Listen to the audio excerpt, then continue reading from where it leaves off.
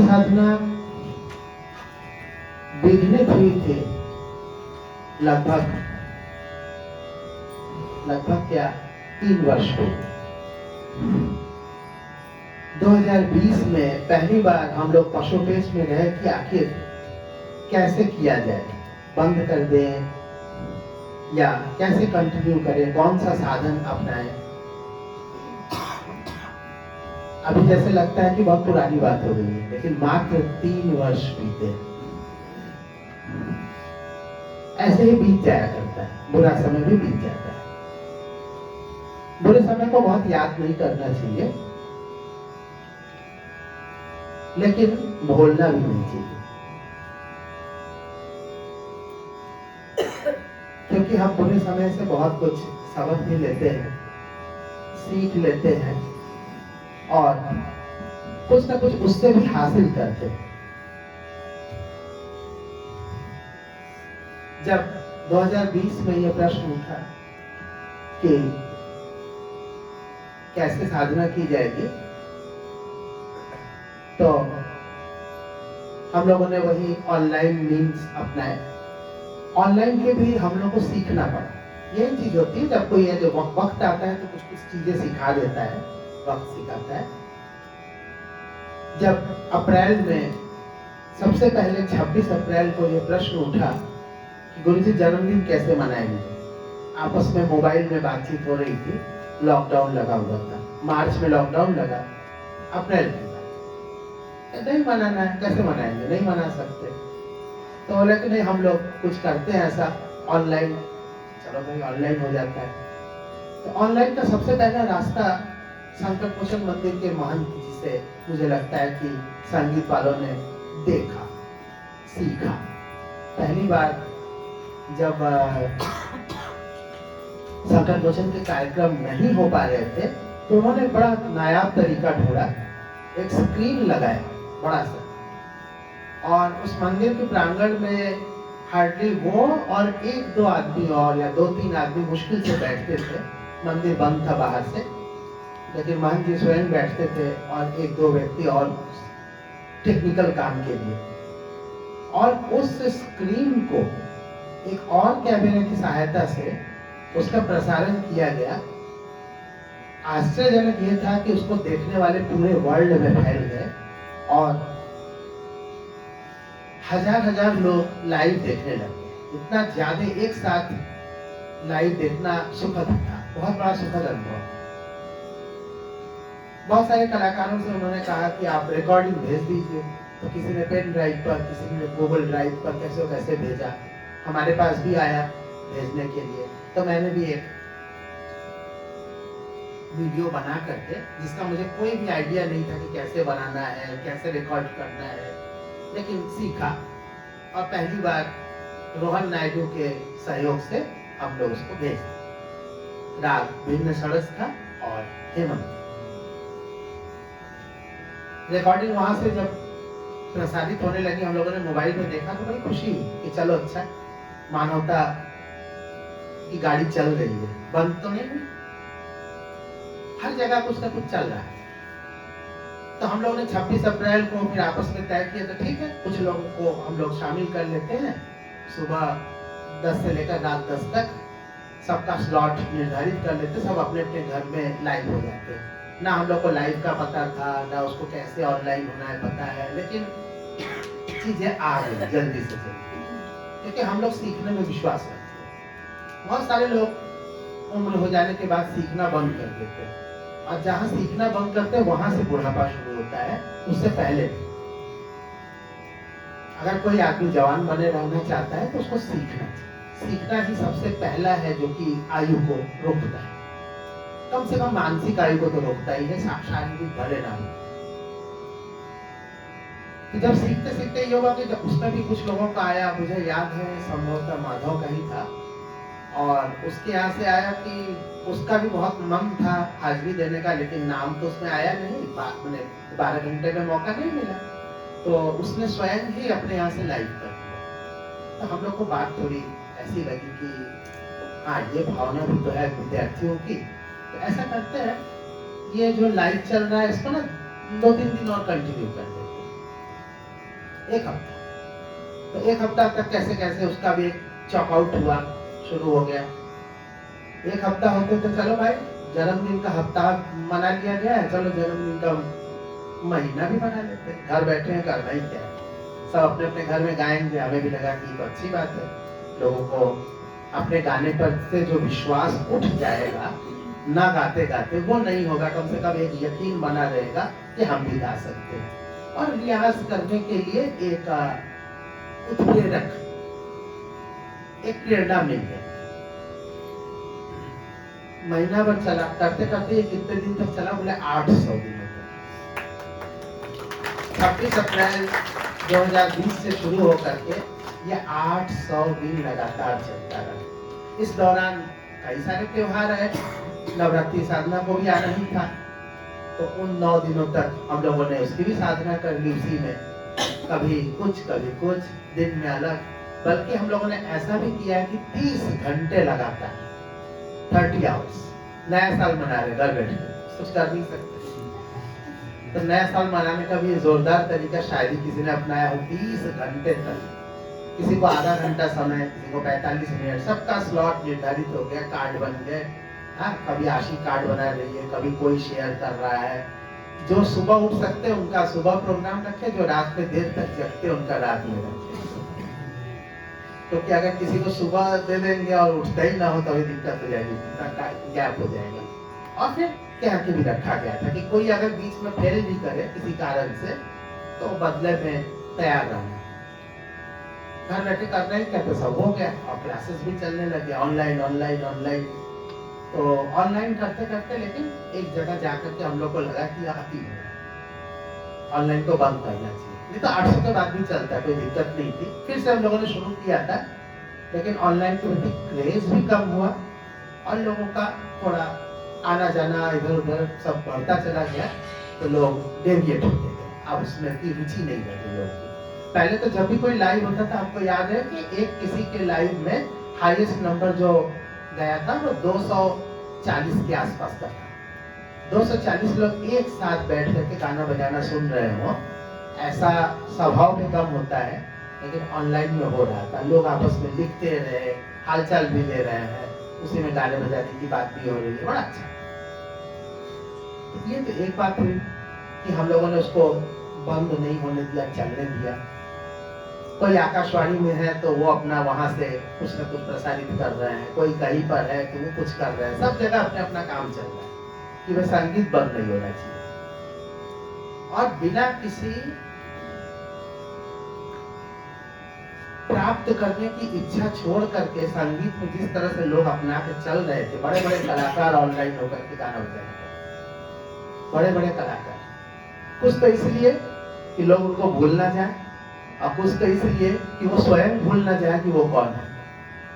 तो दोनों को याद करने के लिए उसी समय एक बात हमारे दिमाग में आई, क्योंकि हम लोग बहुत पढ़ रहे थे कि क्या हो रहा है, ये कोरोना काल क्या है, क्या ये मानवता में पहली बार आया। तो बहुत सारे रिसर्च से पता चल रहा था कि लगभग 100-110 साल बाद, 100 साल 110 साल बाद एक बार लौट के आता है।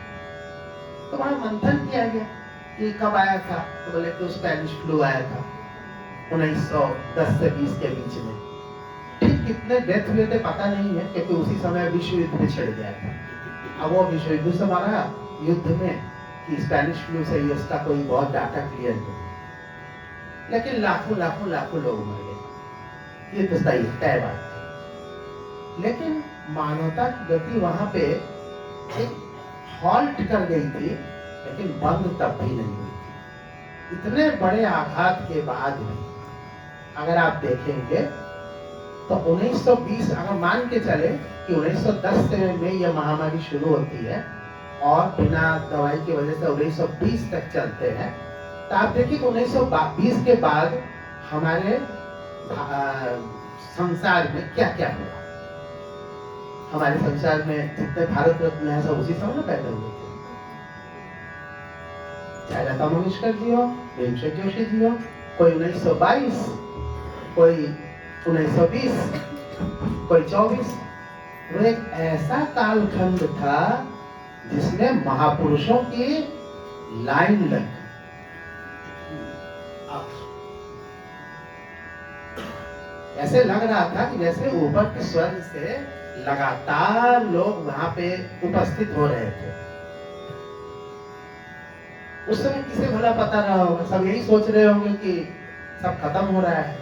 लेकिन आप गौर करके देखिए 1920, 22, 24 के आसपास कौन कौन लोग पैदा हुए हैं, वो महानुभाव लोग कैसे कैसे हुए, उन्होंने क्या क्या किया, तो आपको आश्चर्य होगा। ये वही समय था जबकि हमारे जितने भारत रत्न थे, रविशंकर जी हों, चाहे भीमसेन जोशी जी हों, लता मंगेशकर जी हों, संगीत की दुनिया की चूंकि मैं बात कर रहा हूँ, तो इसमें सभी लोग तो उसी समय पैदा हुए।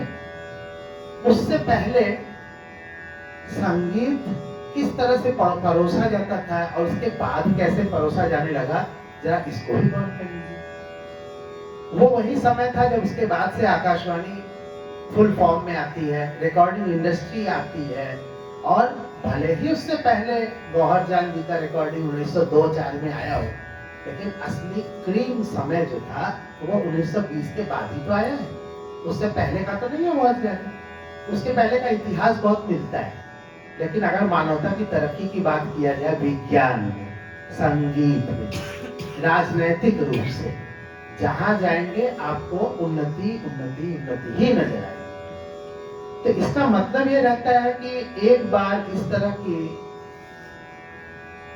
प्रकृति की सफाई, प्रकृति ने एक सफाई की, बहुत सारे जीर्ण पत्र, द्रुत झरो, है ना वो उनका पंत जी की कविता, जगत के जीर्ण पत्र, तो वो उस समय जगत के जितने जीर्ण पत्र थे वो झड़ गए, उसके बाद नए नए कोपल आ गए और पूरा का पूरा पेड़ ही नया हो गया, ऐसा लगता है।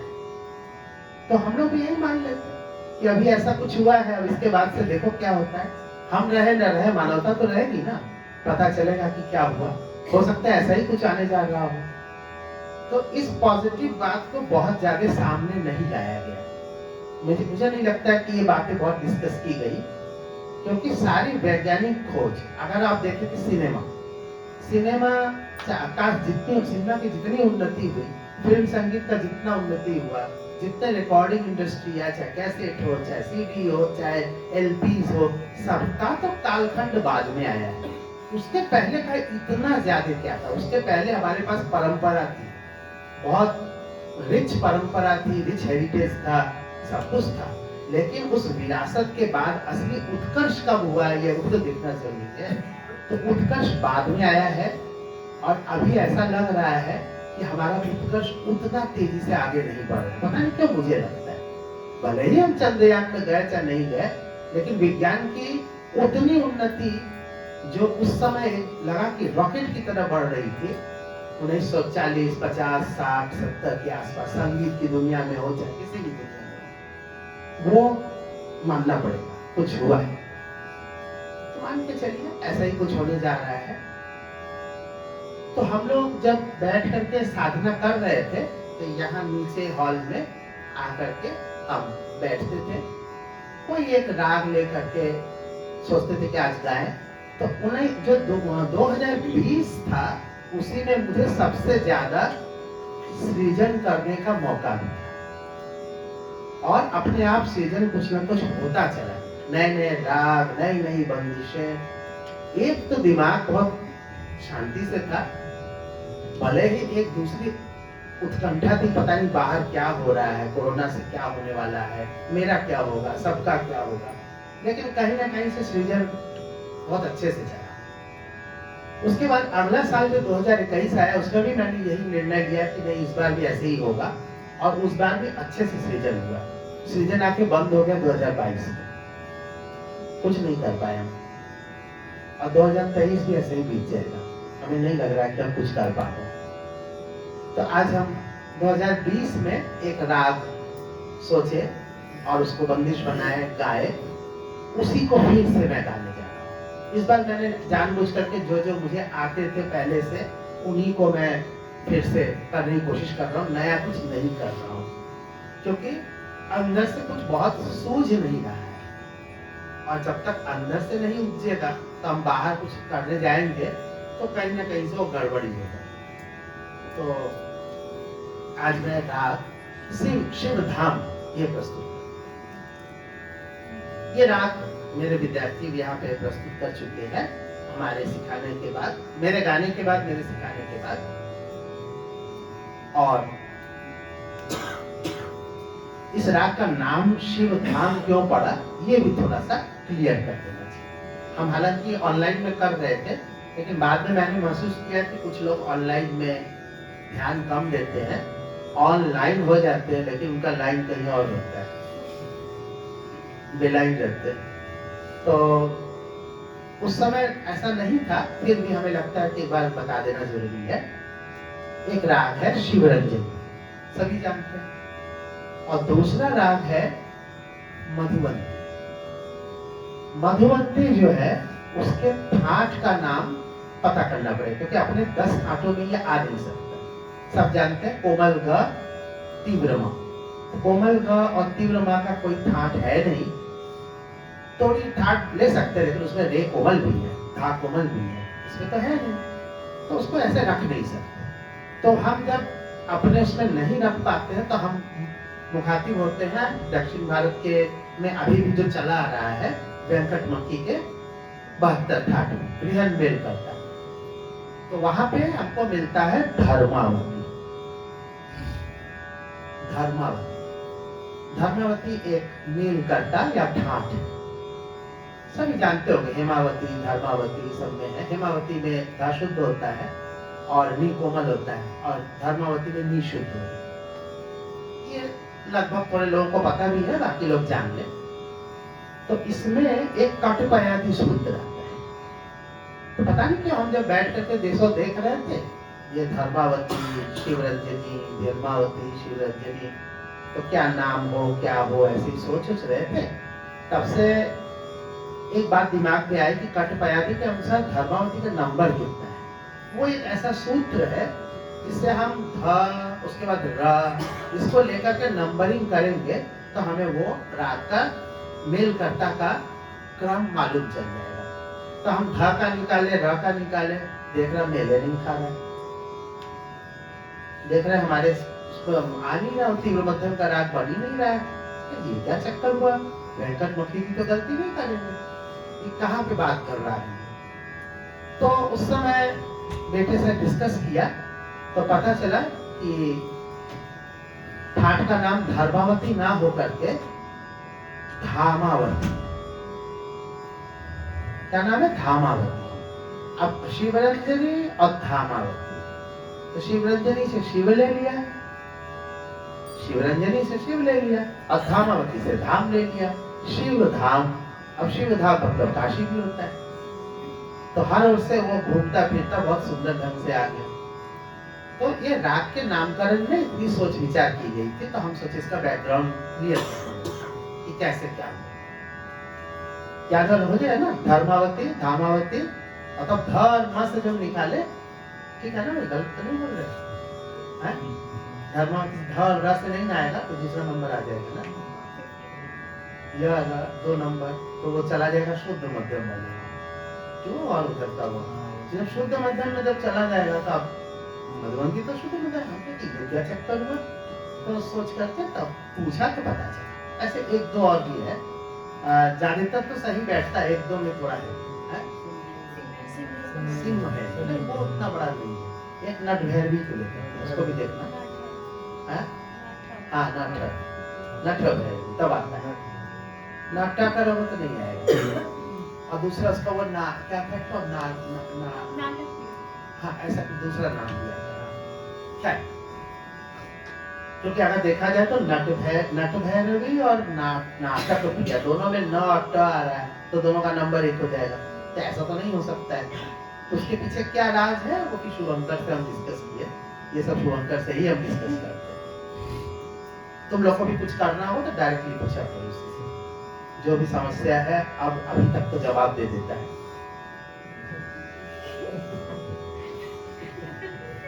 नहीं इसमें कोई तंज नहीं है, अभी कोई तंज नहीं है, देता है जवाब देता है, कायदे से पढ़ा है, ऐसे ही टॉप नहीं करता है कोई। पास हो जाना अलग बात है, गवर्नमेंट लिस्ट होना आसान नहीं है, वो भी अच्छी नहीं। फैकल्टी बोलते हैं।